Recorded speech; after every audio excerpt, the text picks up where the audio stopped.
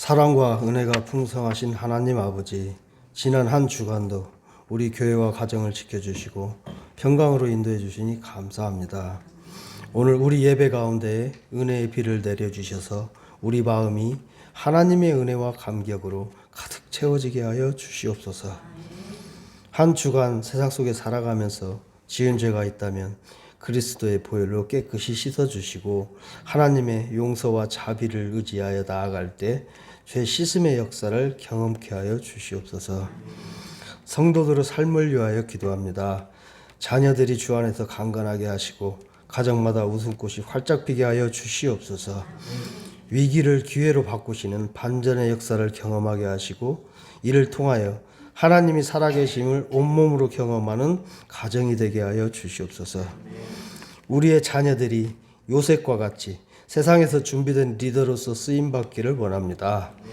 꿈과 비전을 주시는 하나님을 바라보며 나아가게 하시고 다니엘처럼 세상과 교회에서 모두 인정받는 리더가 되게 하여 주시옵소서. 다음 세대의 믿음을 붙들어 주시고 그리스도의 향기로 살아가는 믿음의 세대가 되게 하여 주시옵소서. 생명의 근원이 되시는 하나님 아버지, 원치 않는 육체의 질병과 마음의 고통을 받고 있는 성도들을 위하여 기도합니다. 질병을 겪고 있는 성도들과 가족들이 어서속히 치유받고 회복되기를 간절히 애원하는 기도를 들어 응답하여 주시옵소서.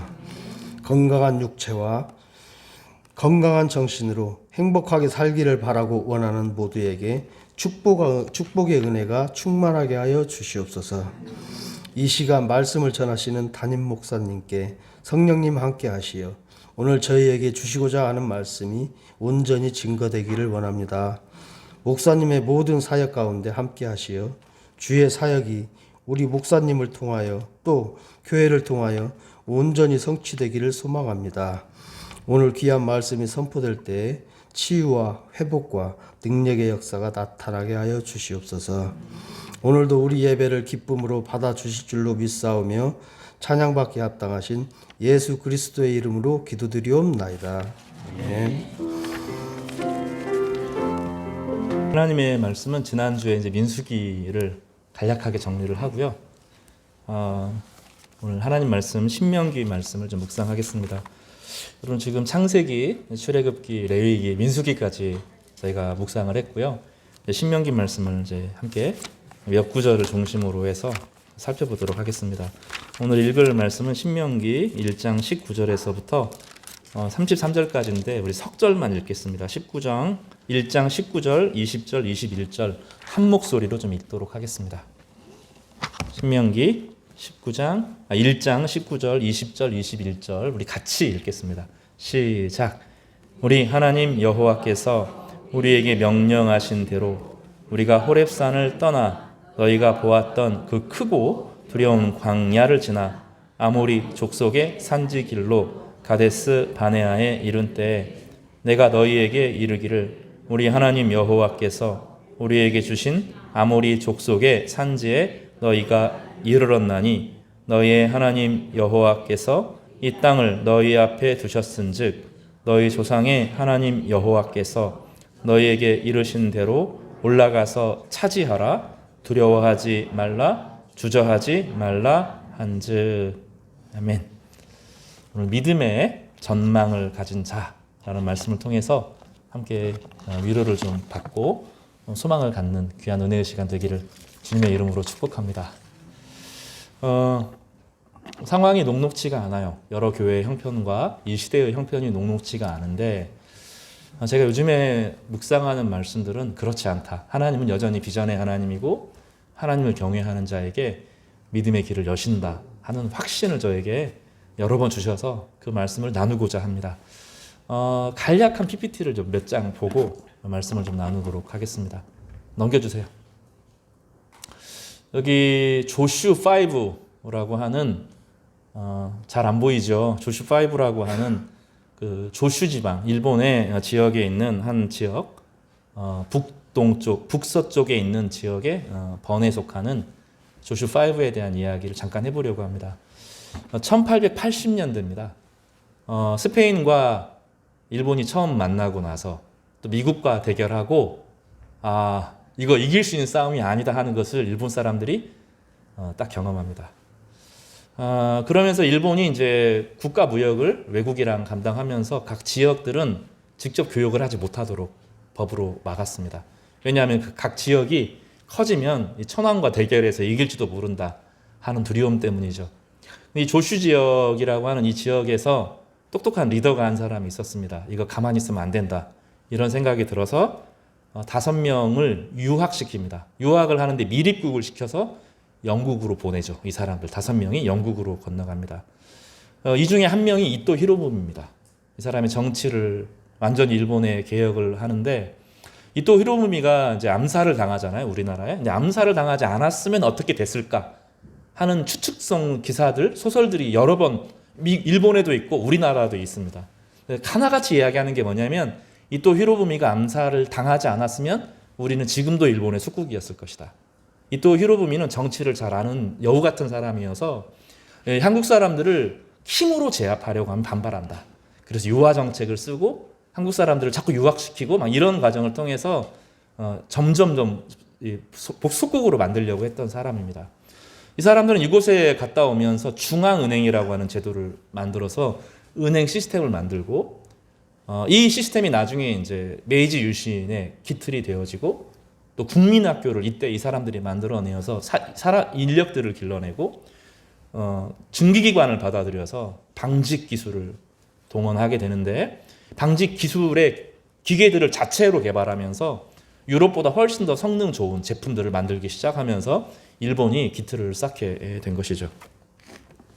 이때 그 수많은 기구들이 정치, 경제, 사회, 문화 전체가 완전히 기틀을 잡게 되면서 일본이 메이지 유신이라고 하는 것을 성공적으로 이루게 되고 그 힘을 가지고 우리나라를 침탈하고 러시아와 전쟁에서 이기는 또 중국의 만주에 이런 사람들에서 말 타고 이기는 이런 초유의 사태를 일으킨 겁니다. 넘겨주세요. 우리나라 사람들은 어떻게 했느냐? 일본이 그 한 40년 전에 일어났던 40년, 50년 전에 일어났던 이 엄청난 세력을 실제로 목격하고 한국 사람들은 좀 다르게 행동했습니다. 제 왼쪽에 보이는 제가 여러 번 설교했는데 김야견 선생님이십니다. 이분은 이제 함경도에 계셨던 분인데 북쪽으로 올라가서 일본의 통치가 약하고 중국의 통치가 이루어지지 않는 곳에서 명동촌을 만듭니다. 동쪽의 빛이라고 하는 뜻이죠. 명동이라는 촌을 만들고 거기에서 유교였던 이분이 기독교를 받아들이고 복음으로 사람들을 새롭게 해야 된다. 그래서 산업화 혁명이 문제가 아니라 이 사람들에게 문화를 가르쳐야 되고 문학을 가르쳐야 되고 하나님 나라를 가르쳐야 된다. 그래서 힘으로 군림하는 것이 아니라 사랑과 섬김의 방식으로 이기겠다. 이렇게 선언을 한 거죠. 놀랍지 않아요? 일본을 배우는 방식이 아니라 하나님 나라를 배우겠다. 그래서 졸업생들이 등장을 하고 여기에서 만들어진 사람들이 민주주의를 우리나라의 민주주의를 실제로 시작합니다. 장준하 선생님 같은 분이 있었고 문학적으로는 윤동주, 문익환 이런 분들이 다 여기에 외조카가 윤동주예요. 이분의 딸의 아들이 윤동주 선생님이십니다. 거기 졸업생들이 등장을 하고 우리나라가 조선으로 돌아가지 않고 우리나라가 군국주의로 빠지지 않고 우리가 식민지주의를 가지 않고 평화의 나라를 일구면서 3.1운동을 일으키고 나중에 이분들이 평화운동을 일으키는 가장 주축적인 세대가 되었습니다. 넘겨주시기를 바랍니다. 선주성화교회에게 중요한 것은 미래의 비전이죠. 한 개인도 그렇고 한 가정도 그렇고 한 사람도 그렇고 우리나라가 지금 나라가 망하는 게 경제력이 문제가 되거나 민주주의 시스템이 문제가 되거나 이런 게 아니에요. 마치 주식시장 같이 미래가 안 될 거라고 스스로 자포자기하는 것이 이 시대의 정신입니다. 저도 한때가 이게 되게 오래 걸렸어요. 이미 나라의 문제 가운데 교회가 무너지는 수많은 문제들을 보면서 어떻게 해야 살아날 수 있을까 이런 고민들을 대단히 오래 했는데 말씀을 통해서 깊이 깨닫는 것은 하나님을 경외하는 자에게 하나님 비전을 주신다는 거죠. 살 소망을 주시고 이렇게 하면 되는구나 이런 확신이 있어요. 그리고 나서 다시금 생각해 보게 되는 게 전주성화교회에 제가 처음 부임하면서 주셨던 비전 3가지 비전이거든요. 청출, 어람, 환대와 존대, 예수 공동체 이 비전이 얼마나 중요하고 확실한 것인지 말씀을 통해서 다시금 확인하게 되었습니다. 오늘 이 말씀을 통하여서 우리 교회에게 주신 비전들, 그리고 이 비전들이 이 신명기 안에 어떻게 역사하는지, 어떻게 그 비전들이 이스라엘 공동체를 지키고, 신명기 모세의 비전이 이스라엘 공동체를 지켰는지, 그리고 이 시대에 전주 성화교회를 통해서 주신 비전들이 무엇인지를 확인하면서 우리가 하나님 주신 나라, 하나님의 다스림과 통치를 이 땅에 구현해내는 믿음 안에서 새로 회복되어지는 그런 은혜를 함께 누리기를 주님의 이름으로 축복합니다. 모세는 창세기, 출애굽기, 레위기, 민수기를 지었습니다. 창세기는 모든 것의 시작, 하나님께서 모든 것을 언제든지 다시 시작하실 수 있다는 거죠. 그래서 인생이 아무리 절망스럽고 어려워도 하나님 앞에서 다시 새로운 창조가 시작된다. 이게 창세기의 내용입니다. 출애굽기는 어떠한 절망과 어두움이 있어도 하나님께서 우리를 예수 그리스도 안에서 건져내고 구원하신다. 어떤 병이 있어도, 어떤 절망이 있어도, 어떤 위기가 있어도 하나님께서 우리를 그 어둠에서부터 건지신다. 이게 출애굽기 레위입니다.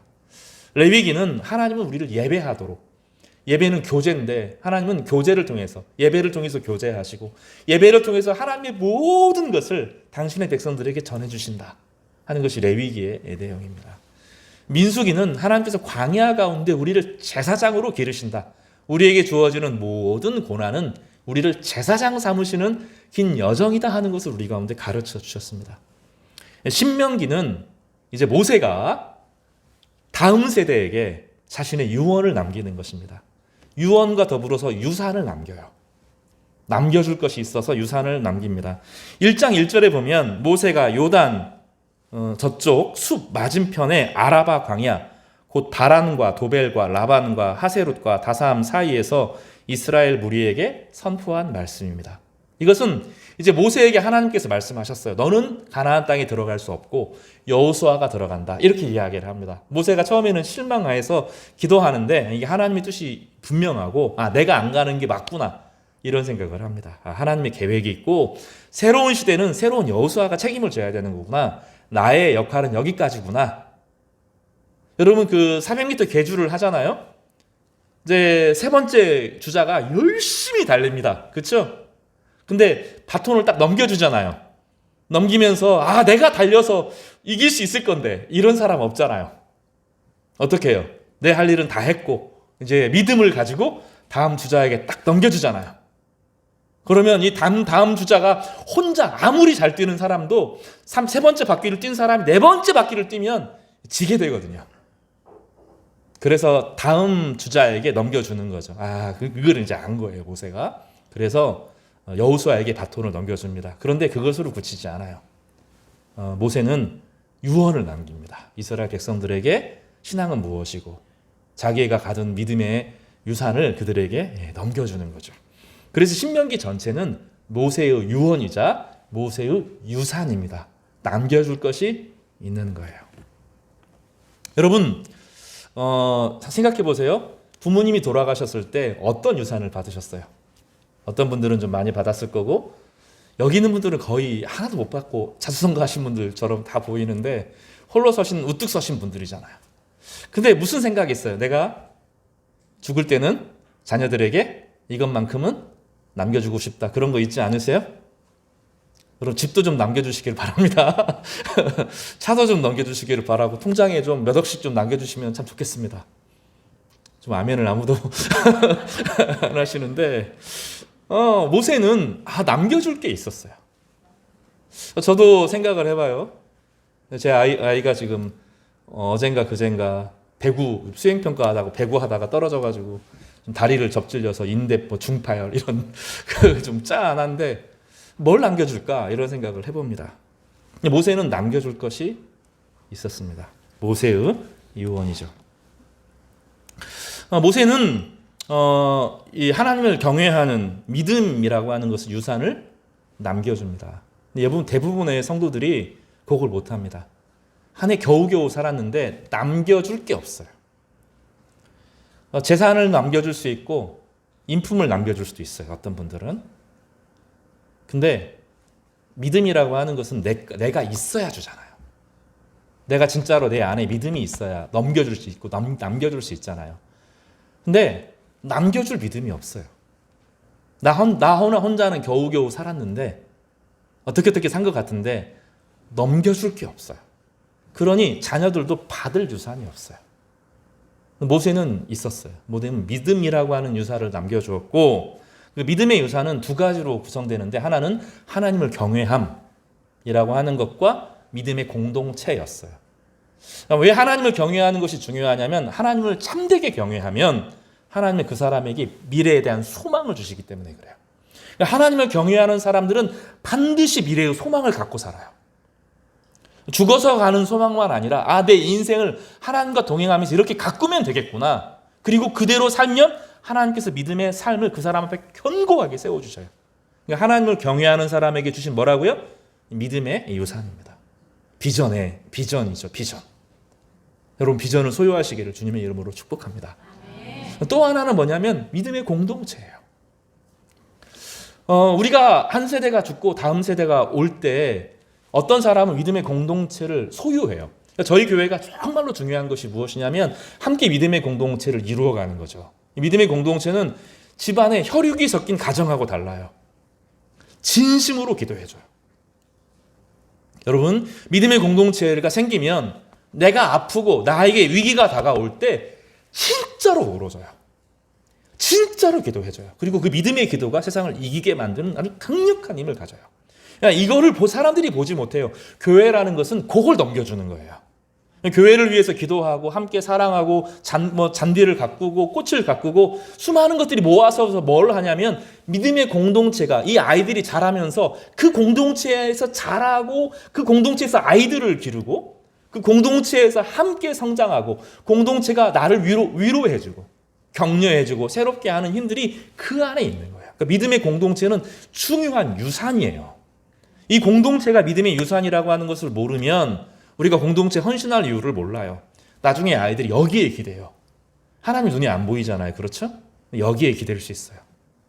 조슈5나 김야계 선생님은 미래를 본 거예요. 이 조슈5 이 사람들은 이 군국주의를 넘겨준 거죠. 일제의 군국주의를 넘겨준 거죠. 김야계 선생님은 훨씬 멀리 본 거예요. 군국주의는 오래 가지 못한다. 이거 50년, 60년 가서 망한다. 힘으로 세운 나라를 힘으로 망한다. 우리는 섬김의 나라를 물려주겠다. 이게 믿음의 비전이죠. 그래서 이 기독교의 유산을 가르쳐 주겠다 하는 것이 김야계 선생님의 비전이었다고요. 우리가 넘겨줄 것은 무엇이죠? 하나님을 경외하는 믿음의 공동체예요. 우리가 믿음의 공동체를 위해서 함께 모여야 돼요. 귀찮아요. 싫어요. 이게 아니라 함께 모여서 같이 기도하고 때로는 불편해도 함께 식사를 하고 그 안에 사람들의 이야기를 들고 집으로 사람들을 초대하고 어제 너무 기뻤어요. 사진을 또 올라오잖아요. 어제는 식사만 우리 장로님 댁에서 여전도에서 식사만 한 게 아니라 뭘 만드셨다 그러더라고요. 진흙으로 뭘 만들어서 유약 발라서 마린 다음에 또 구우면 집에서 쓸 수 있다면서요. 그렇게 하나 하면서 믿음의 공동체를 넘겨주는 거예요. 그 공동체가 다음 세대로 이어져요. 지금은 마리아, 에스더, 루디아가 있지만 또 새로운 공동체가 그 안에 세워지기를 바랍니다. 청년 공동체가 세워지고 청소년 공동체가 세워져서 믿음이 유산으로 넘겨지게 되는 거예요. 이건 실체입니다. 믿음으로 신명기 안에서 모세는 이 두 가지를 넘겨주기를 바랬습니다. 첫 번째로 지금 이스라엘은 어떤 상황이죠? 경계에 서 있어요. PPT 꺼도 됩니다. 신명기는 경계의 책입니다. 어떤 경계입니까? 지금 신명기가 어디죠? 모세가 뭘 바라보고 있어요? 자기는 지금 가나안 땅에 들어갔어요? 안 들어갔어요? 못 들어갔죠. 광야에 있어요. 광야에서 가나안 땅을 바라보는 광야와 가나안 땅의 경계 안에 있어요. 그래서 이 땅을 넘어가면 이제 광야 생활 끝이고 돌아다니고 막 이사하지 않아도 되고 땅에 정착하여서 농사 짓고 살 수 있겠구나. 이제 새로운 시대가 열리겠구나. 이런 경계죠. 그러나 모세가 본 경계는 더 중요한 경계예요. 땅의 경계보다 더 어려운 경계가 한 세대의 믿음을 가진 세대가 다음 세대로 넘어가는 경계가 있구나 하는 것을 모세는 바라보는 거예요. 그래서 모세는 이 신명기 32장에 걸쳐서 이 다음 세대가 이 무사히 경계를 통과해서 세대를 일구고 믿음의 공동체를 이루기 위해서 내가 무엇을 해야 되는가? 자신의 마지막 불꽃을 불태워요. 이게 참 멋있지 않습니까? 마지막에 넘겨줄 믿음의 유산을 위해서 다음 세대를 위해서 책 한 권을 기록하는 거죠. 물론 창세기, 출애굽기, 레위기, 민수기가 귀한 책이지만 이 다음 세대를 위한 믿음의 유산의 책이 바로 신명기입니다. 그는 심각하게 생각했습니다. 믿음은 자연스럽게 전해지는 것이 아니라는 것을 알았어요. 우리 잘 알잖아요. 그냥 어떻게 하면 믿음이 전달되겠지 아니잖아요. 부모가 정말로 눈물로 기도해야 되고 믿음으로 온전히 살아내고 공동체를 이루고 하나님을 경외하는 지속적인, 그러면서도 자녀들을 따뜻하게 품어주는 오랜 과정이 있지 않고서 믿음이 안전해지잖아요. 옛날에 사람들은 세상에서 성공하기 위해서 돈과 시간과 마음과 정성을 다 했어요. 근데 뭘 잃어버린 거죠? 다음 세대를 잃어버린 거예요. 심지어 조슈5도 봤어요. 그거 미국이나 영국이나 스페인이랑 너무 센 나라를 보니까 우리가 이 가난한 나라 비참하게 물려주지 말자, 궁극주의 물려주자 그랬어요. 김학의 선생님은 우리나라가 평화의 나라, 섬김의 나라, 하나님 나라를 물려줘야 되겠다는 비전을 가지고 있었어요. 우리 안에 어떤 비전이 있어요? 자녀들에게 믿음의 비전, 믿음의 공동체를, 하나님을 경외하는 태도를 정말로 남겨줘야 되겠구나. 그래서 그 일을 위해서 어떤 헌신을 하고 계셔요. 모세는 이 경계가 쉽지 않다는 걸 알았어요. 한 가나안 땅의 요단강을 건너서 가나안 땅에 정착하고 땅을 일구는 것도 어렵지만 다음 세대가 믿음으로 일어나는 것이 정말로 어려운 일이구나. 그러면 어떻게 해야 믿음이 전수될 수 있을까? 그래서 저는 신명기에서 눈물을 봐요. 예전에 저는 이제 이 신명기를 읽으면서 잘 와닿지 않았어요. 이 본문이. 지루한 얘기. 창세기, 출애굽기, 레위기, 민수기 썼으면 됐지. 왜 반복해서 이 얘기를 쓰는가 그랬는데 아이를 기르고 나면서 이게 쉬운 문제가 아니구나.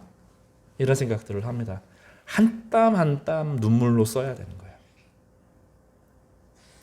신명기 한 장 한 장은 그래서 모세가 다음 세대를 향하여서 눈물로 써내려간 믿음의 편지인 거죠.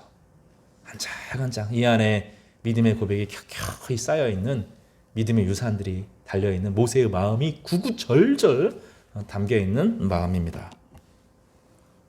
성도 여러분, 믿음은 저절로 다음 세대에게 전수되지 않습니다.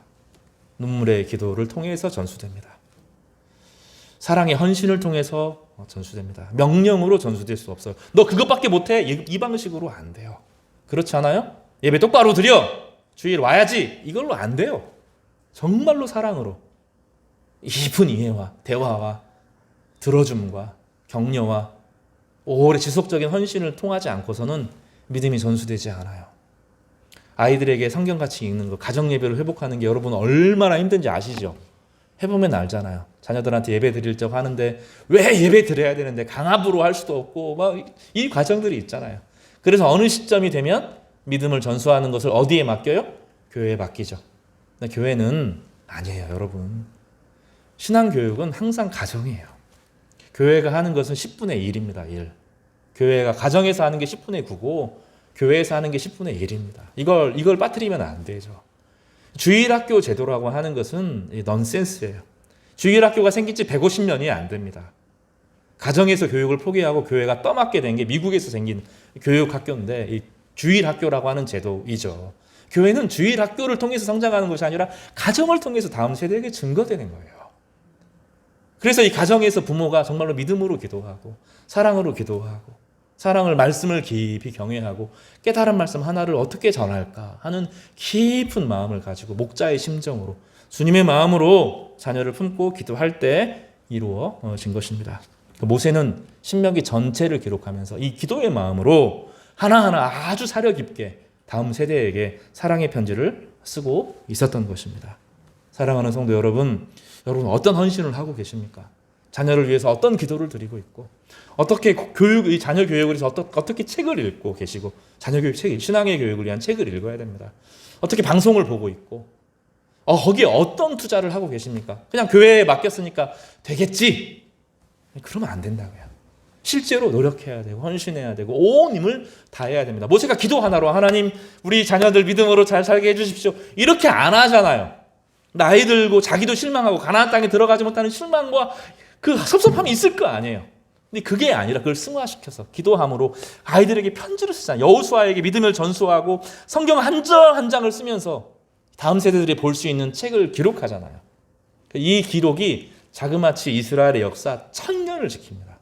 이게 1500년 전에 기원전 1500년에 기록한 거고 나중에 이제 유다가 망한 것이 586년이거든요. 1000년을 지킵니다. 유다가 망하지만 다시 이 신명기의 말씀을 통하여서 이들이 제사장 공동체가 회복되면서 다시 유다 전체가 회복되는데 결정적인 말씀이 되는 것이 이 신명기 30장입니다. 저주의 말씀이죠. 너희들이 하나님 말씀 떠나 살면 노예가 될 것이다. 다시 노예가 될 것이다. 그러나 그곳에서 하나님께 기도하면 다시 돌이키게 될 것이다. 이게 신명기 30장의 이야기거든요. 그 믿음의 비전을 가지고 한 장 한 장 써내려갔던 이 사랑의 결실이 나중에 1000년의 이 위기를 지켜내는 힘이었던 것입니다. 여러분, 그래서 여러분 믿음으로 사시기를 바랍니다. 그리고 기도하면서 준비해. 내가 그렇게 같이 이제 비전을 준비해야 돼. 우리 온 교회가 우리 자녀 교육 어떻게 할 거냐, 다음 세대를 어떻게 책임질 거냐, 함께 마음을 모아야 되는데 책임지기 이전에 뭐부터 해야 돼요? 우리 개개인이 하나님을 경외해야 되고 믿음의 공동체를 잘 만들어주는 거죠.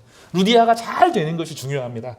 에스더가 잘 되는 게 중요합니다. 마리아가 잘 되는 게 중요해요. 남전도회가 서로 잘 사랑으로 교제하는 게 중요합니다. 교회 전체가 믿음의 공동체로 연결되어지고 날실과 틀실로 연결돼서 하나하나 옷을 짜는 거죠. 그래서 그것을 다음 세대가 입고 안전하게 되는 거예요. 이런 은혜가 우리에게 충만해지기를 주님의 이름으로 축복합니다. 두 번째로는 경계죠. 지금 두 세대죠. 땅의 경계, 세대의 경계 안에서 경계에서 중요한 것은 비전입니다. 언덕 너머에 무엇이 있을까? 여러분, 그런 게 있잖아요. 저 산만 넘어가면 평지가 주어지는데 마지막에 포기해서 주저앉는 사람들이 많잖아요. 그 언덕을 보는 사람이 있고 언덕 너머를 보지 못하는 사람들이 있습니다. 그 경계 너머를 보는 사람들을 비저너리라고 불러요. 모세는 아주 강력한 비저너리였어요.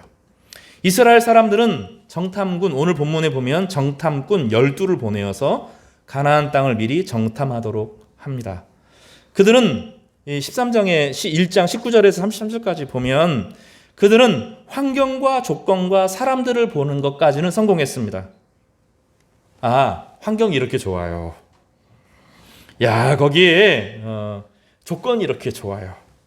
거기에 이러이러한 사람들이 살고 있어요. 뭐라고 말합니까? 따라서 해볼까요? 객관적으로. 여러분, 세상에 객관적인 것은 없습니다. 현대 과학이, 현대 수학이 말하는 게 세상에 객관적인 것은 없다라는 거예요. 결국은 누구나 믿음을 가지고 세상을 보는 거예요. 자신의 믿음을 가지고 세상을 보는 것입니다.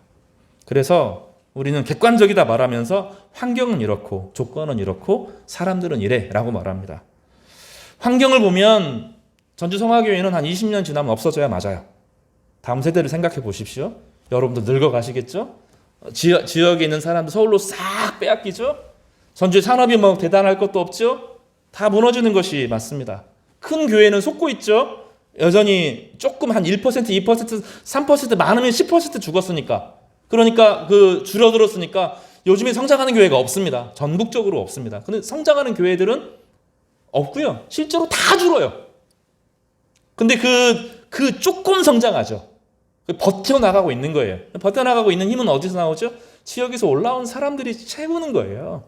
작은 교회에서 중형 교회로, 중형 교회에서 대형 교회로 움직이면서 교회가 채워지는 거죠. 작은 교회들이 무너지고 저 남쪽에서부터 교회가 무너지죠. 가보면 진짜 어르신밖에 안 계시거든요. 김제만 가도 마찬가지죠. 아, 우리 교회 청소년들 얼마 없어, 청년들 얼마 없어. 그래서 제가 푸념을 한 목사님에게 이야기했어요. 그래서 우리 교회는 청년 몇 명이야, 몇 명이 예배를 드리기도 하고 안 오기도 해. 그러니까 야, 그 교회 그 어른이 그만큼인데 청년이 그만큼이나 많아? 아, 그런 얘기를 저한테 하더라고요. 우리 교회 지금 몇 살에서 몇 살까지인데 예전에는 그렇지 않았어요. 김제만 들어가도 그렇다는 거예요. 어른이 100명이에요. 청년이 한 명도 없어요. 제일 나이 많은 세대가 50대, 60대가 되는 거죠. 제일 어린 세대가. 애들이 목사님 자녀들이 없어요. 거기 2명, 3명밖에 없는 거죠. 그게 현실입니다. 지금 시대는 대학생들을 지금 제가 만나고 있는데 60명 중에 2명, 3명 교회 다녀요. 억지로 다녔고 지금 대학교 와가지고 안 다닌다는 애들이 대다수입니다. 그러니까 한국 기독교 인구는 1%, 2%, 많아야 3%밖에 안 돼. 밑으로 내려가면 현저하게 줄어들고 있는 것이 사실입니다. 이건 현실이죠. 이게 조건이고 이게 우리의 환경입니다. 그리고 이단보다 더 무서운 정광훈 현상, 이건 더 무섭거든요. 신천지보다 훨씬 무서운 게 그 가짜 기독교인들입니다. 근데 그 사람들이 3%나 돼, 우리나라에서. 이런 일들은 세상을 되게 어렵게 만들고 우리를 불편하게 만들고 두렵게 만듭니다. 근데 모세도 본 거죠. 다음 세대가 믿음을 배우기 얼마나 어려운지 환경과 조건과 사람들을 봅니다. 그리고 거기에 마음을 빼앗깁니다. 저도 그랬어요. 저도 환경과 조건과 사람들에게 제 마음을 빼앗깁니다. 그런데 한 가지 뭘 못 보죠? 모세는 보고 여호수아와 갈렙은 보는데 한 가지 보지 못한 사건이 무엇입니까? 하나님의 강력한 의지입니다. 하나님의 강력한 의지는 무엇입니까? 이스라엘 백성들로 하여금 이 가나안 땅에 하나님이 다스리는 제사장의 나라를 세우는데 공의와 정의로 다스려지고 그리고 그 안에 긍휼이 함께 흐르는 하나님의 나라가 세워지는데 이것은 하나님의 의지라는 거예요. 하나님의 계획이고 하나님의 뜻이라는 거예요. 믿음의 비전을 보는 거죠. 그러니 이 10명과 더불어서 수많은 지파들이 보는 것은 조건과 환경과 사람들입니다. 여기에 마음을 빼앗기면 안 됩니다. 조건과 환경과 사람들을 무시하라는 것이 아니라 이런 환경에 우리가 살아가고 있지만 하나님의 강력한 의지가 있고 하나님의 계획과 섭리가 있다 하는 것까지 보는 거예요. 하나님의 계획과 공의가 뜻이 무엇입니까? 가나안 땅에 뭘 심어요? 하나님이 다스리는 제사장의 나라. 따라서 해볼까요? 하나님이 다스리는 거룩한 제사장의 나라. 이걸 심으시겠다는 거예요. 이 의지는 한 번도 변한 적이 없습니다. 여전히 하나님은 그 의지를 가지고 계셔요. 그리고 믿음으로 기도하는 사람들을 통해서 이 일들을 이루어 내십니다. 교회는 객관적으로 성장한 게 아닙니다. 사회학적으로 성장한 것이 아닙니다. 교회는 항상 믿음을 통해서 일어났어요. 교회는 믿음의 공동체고 하나님이 믿음을 통해서 역사하는 공동체입니다.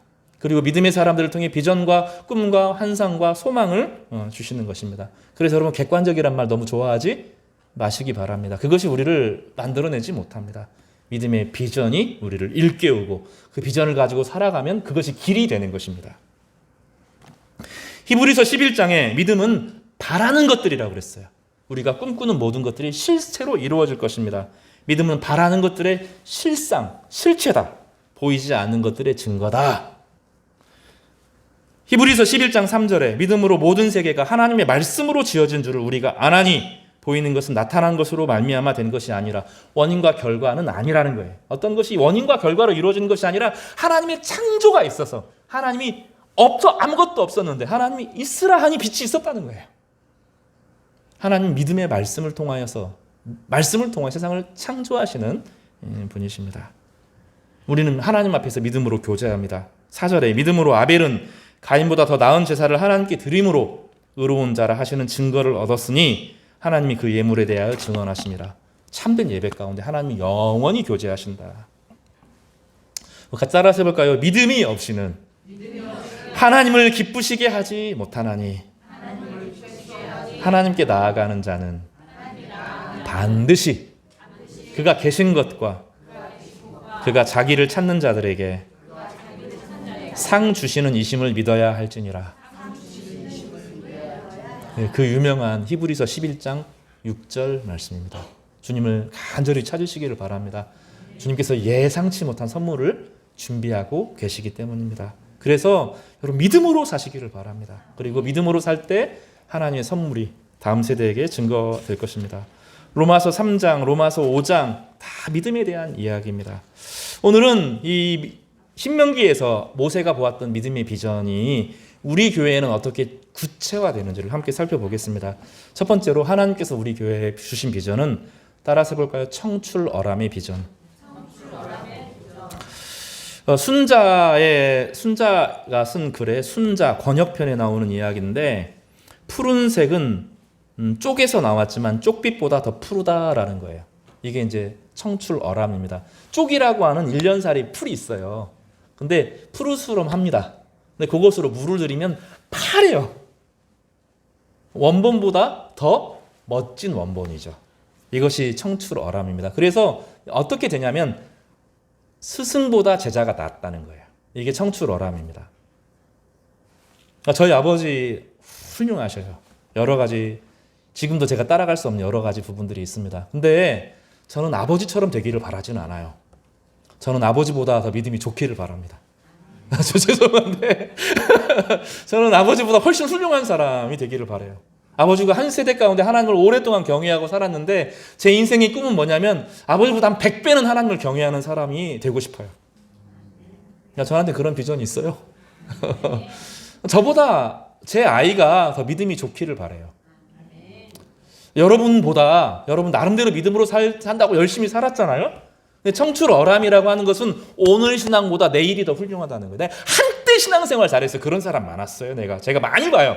근데 그거 말고 옛날 신앙보다 지금이 더 좋기를 바라고 그 다음이 더 좋기를 바라고 더 하나님을 경외하는 신앙을 갖기를 바랍니다. 이것이 청출어람의 비전입니다. 근데 이것은 그냥 막연한 희망사항이 아닙니다.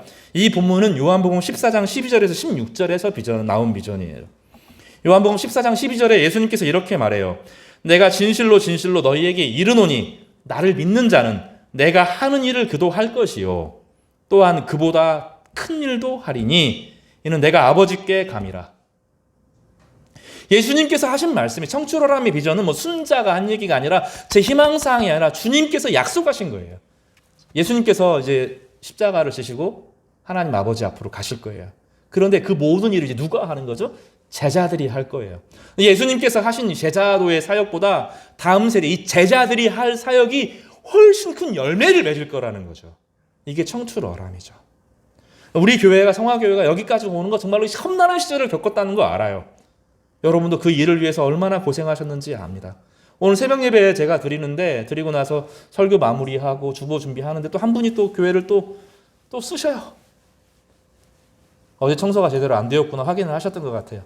걸레 빨아가지고 또 하시는 거죠. 주일 아침이 되면 나이 많은 권사님 한 분이 계셔요. 제가 말은 안 하겠지만 컵을 또 다 씻습니다. 한 주간 동안 모아놨던 항상 그렇게 되는 게 아니에요. 저절로 된 게 아닙니다. 컵이 차곡차곡 누가 젊은 분이 안 해요. 나이 많으신 분이 죄송합니다. 나이 별로 안 많으신데 제가 많다고 했나? 다 씻어 놓으셔요. 이게 청출어람의 비전입니다. 보고 변하죠. 여러분 주님께서 약속하셨어요. 이것은 그렇게 되기를 바란다 하는 것이 아니라 약속입니다. 따라서 해보세요. 내가 진실로 진실로 너희에게 이르노니. 강조죠. 요한복음 14장 12절입니다. 너희에게 이르노니 나를 믿는 자는 내가 하는 일을 그도 할 것이요. 크게 하셔요. 또한 그보다 큰 일도 하리니. 여러분 이 청출어람의 비전이 저희 교회의 비전입니다. 그래서 매일매일 새로워지시고 우리 다음 세대가 우리가 하는 일의 100배의 일을 감당하는 은혜가 있기를 주님의 이름으로 축복합니다. 두 번째 환대와 존대의 비전은 창세기 18장 3절을 기초합니다.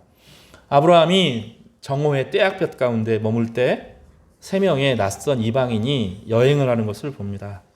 그는 18장 3절에 이렇게 말합니다. 이르되 내 주여 내가 주께 은혜를 입었사오면 원하건대 종을 떠나 지나가지 마시옵고 라고 말하고 자기를 종의 위치로 낮추고 낯선 이방인을 주인의 위치로 대접합니다. 극진하게 대접합니다.